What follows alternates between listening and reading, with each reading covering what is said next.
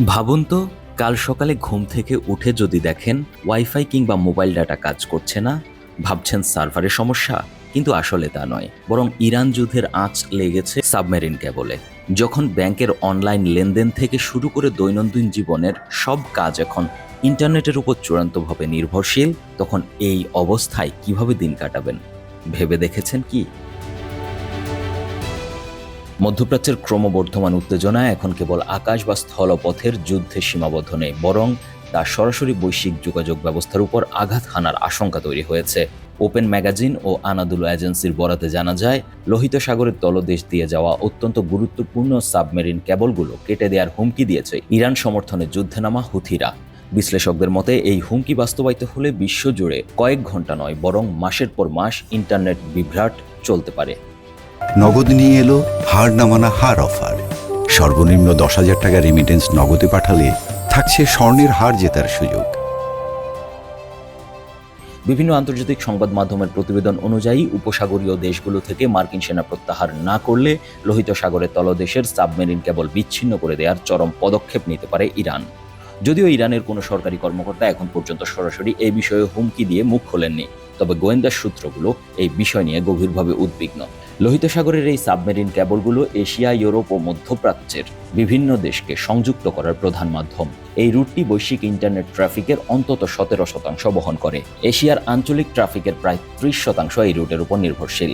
Amazon, Microsoft ও Google সমর্থিত সংযুক্ত আরব আমিরাত ও সৌদি আরবের কৃত্রিম বুদ্ধিমত্তা কেন্দ্রগুলোর গুরুত্বপূর্ণ সংযোগও এই তারের মাধ্যমে সম্পন্ন হয়ে থাকে। আর্থিক লেনদেন, ক্লাউড সার্ভিস, ভিডিও কল ও ইমেইল পরিষেবার মতো জরুরি সেবাগুলো সরাসরি এই হুমকির মুখে রয়েছে। প্রতিরক্ষা বিশ্লেষকদের মতে ইরানের এই হুমকিকে হালকাভাবে দেখার সুযোগ নেই। পারস্য উপসাগর ও হরমুজ প্রণালীর মতো গুরুত্বপূর্ণ সামুদ্রিক রুটে তাদের শক্তিশালী নৌ উপস্থিতি রয়েছে।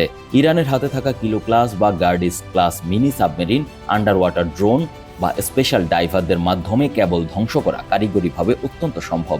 এছাড়া হুতিদের মতো মিত্র গোষ্ঠীগুলোকে ব্যবহার করে তারা লোহিত সাগরের অগভীর অংশে কেবলে আঘাত হানতে পারে, যার নজির ইতিমধ্যে তৈরি হয়েছে। যদি এই আশঙ্কা সত্যি হয়, তবে বিশ্বে ডিজিটাল বিপর্যয় নেমে আসবে বলে বিশ্লেষকরা মত দিচ্ছেন। পুরো পৃথিবীর ইন্টারনেট ব্যবস্থা একসাথে বন্ধ করা সম্ভব না হলেও ইরান যদি সফলভাবে মধ্যপ্রাচ্যের প্রধান নোডগুলোতে আঘাত হানতে পারে, তবে ভয়াবহ ল্যাটেন্সি বা ধীরগতি দেখা দেবে। ইউরোপ থেকে এশিয়াগামী ডাটা ট্রাফিকের বিকল্প পথ খুঁজতে হবে, যা বৈশ্বিক নেটওয়ার্কে ট্রাফিক জ্যাম সৃষ্টি করবে। এর ফলে মধ্যপ্রাচ্য, বাংলাদেশ ও ভারত সহ দক্ষিণ এশিয়া এবং আফ্রিকার কিছু দেশে ইন্টারনেট সেবা মারাত্মকভাবে বিঘ্নিত হবে। পরিস্থিতির ভয়াবহতা আঁচ করে সাবমেরিন কেবল স্থাপনের দায়িত্বে থাকা ফরাসি প্রতিষ্ঠান অ্যালকাটেল সাবমেরিন নেটওয়ার্কস ইতিমধ্যে তার গ্রাহকদেরকে সতর্কতামূলক ফোর্স ম্যাজিওর নোটিশ পাঠিয়েছে।